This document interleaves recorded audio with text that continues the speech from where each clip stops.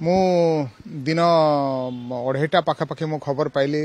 आते बेले आपण आमर माने ओटीवी ब्यूरो चीफ मनोरंजन बाबू मते फोन करी कहले एवं तुरंत कहले मते भीमसार बुल्लारे आमर जो अछंती भीमसार बुल्लारे आमर जो अछंती सुपरिटेंडेंट एवं कैजुअलिटी जो डाक्तर मान अछंती तांको खबर देवा पई कहले जे सीरियस कंडीशन रे आछंती रेडाखोलरू गोटे एम्बुलेंस रे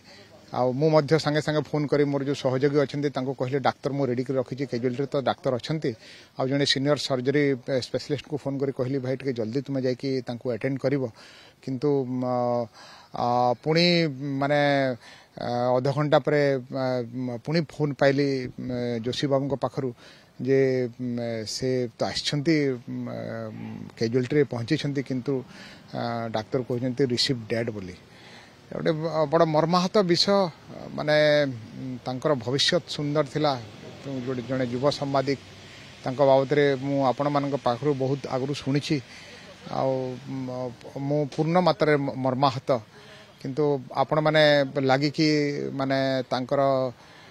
डेड बॉडी रो माने